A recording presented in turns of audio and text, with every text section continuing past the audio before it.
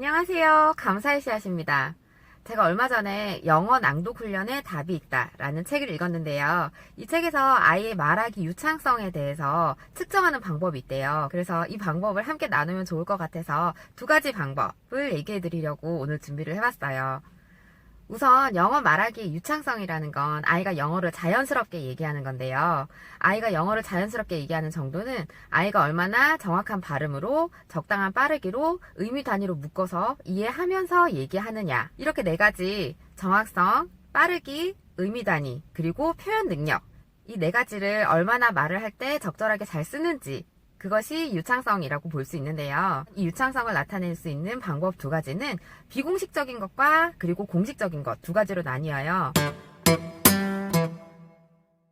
우선 첫 번째는 비공식적인 것, NAEP라고 나와 있는 건데요. National Assessment of Educational Progress의 약자예요. 이 NAEP는 1단계부터 4단계까지가 있는데 1단계가 가장 낮은, 그리고 올라갈수록 더 높은, 그러니까 유창성이 더 높은 단계를 얘기해요.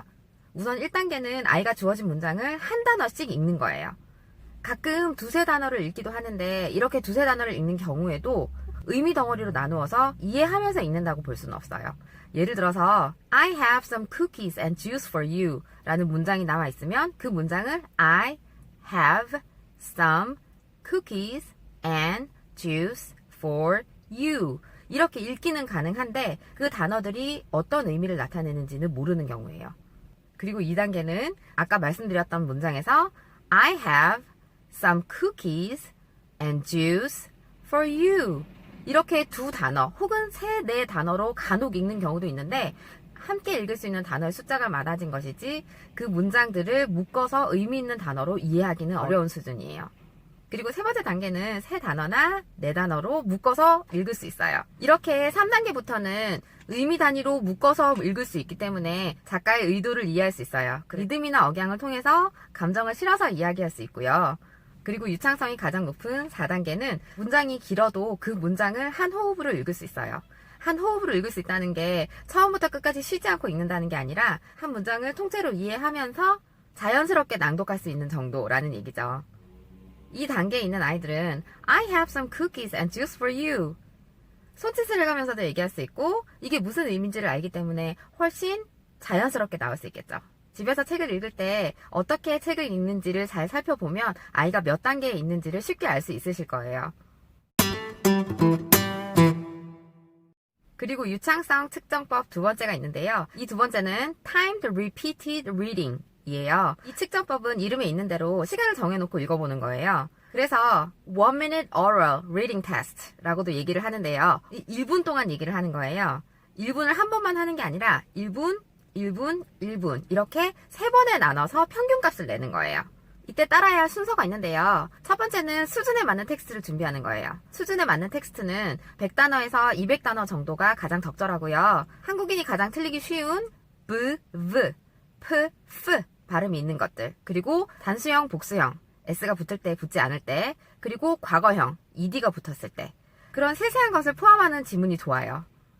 그리고 아이가 긴장을 풀 수 있도록 주어진 텍스트가 어떤 의미인지에 대해서 설명을 해주시고 시험이 어떻게 진행될지에 대해서도 한번 설명을 해주는 게 좋아요. 어머님이나 선생님은 초시계를 가지고 시간을 정해서 자, 지금부터 읽기 시작해. 자, 이제 1분이 끝났어 라고 시간을 말씀을 해주시면 되는데요. 아이의 성향에 따라서 두 가지 방법으로 읽힐 수 있어요. 첫 번째는 아이가 좀 내성적이고 말하기나 읽기를 어려워하는 아이라면 시작이라는 소리에 좀 부담을 느낄 수도 있어요. 그래서 아이가 읽어나가는 중에 선생님이나 어머님께서 아이가 모르게 시작 버튼을 누르고 그리고 1분이 되는 시점에서도 끝이라고 얘기하지 않고 그 문장을 마무리할 수 있을 때까지 기다려주세요. 그리고 두 번째 방법은 평범하게 1분 동안 시간이 있어 엄마가 1분이 지나면 끝이라고 얘기를 할게 라고 얘기를 하는 방법도 있고요.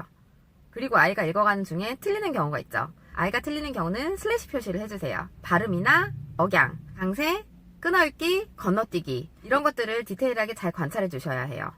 그리고 아이가 모르는 단어가 나올 수 있어요. 모르는 단어 때문에 아이가 진도를 나가지 못할 경우에는 3초 정도 기다려줬다가 그래도 아이가 못 읽으면 슬래시 표시를 하시고 어떻게 읽는지 가르쳐 주세요. 그리고 어려운 단어인데도 자연스럽게 잘 읽었을 경우에는 동그라미 표시나 별표를 해서 가산점을 주는 것도 방법이에요. 그렇게 1분을 다 채웠다면 일정한 시간을 두고 1분 동안 또 한 번 읽고 또 1분 동안 또 한 번 읽고 그렇게 3번을 해서 총 평균 값을 내는 거예요. 측정을 산출하는 방법은 1분 동안 읽은 전체 단어 수, 그리고 정확하게 읽은 단어 수, 그리고 실수한 단어 수, 이 3가지를 바탕으로 측정값을 내는데요. 정확도에 대한 점수를 내고 싶으시다면 아까 첫 번째로 냈었던 1분 동안 읽었었던 전체 단어 수 분의 두 번째로 알아봤었던 정확하게 읽은 단어의 수를 하면 백분율이 나오겠죠. 그 백분율을 정확도라고 보시면 돼요. 이렇게 낸 측정값을 매달 기록해 보신다면 아이의 영어 유창성이 얼마나 발전되고 있는지를 볼 수 있겠죠. 자, 오늘은 아이가 얼마나 영어를 유창하게 말을 하는지 유창성을 테스트할 수 있는 방법 2가지를 알려드렸고요. 다음 시간에는 큰 소리로 읽으며 영어 유창성을 높일 수 있는 영어 낭독 방법에 대해서 말씀을 드릴게요. 구독과 좋아요 눌러주시고요. 저는 감사의 씨앗이었습니다. 감사합니다.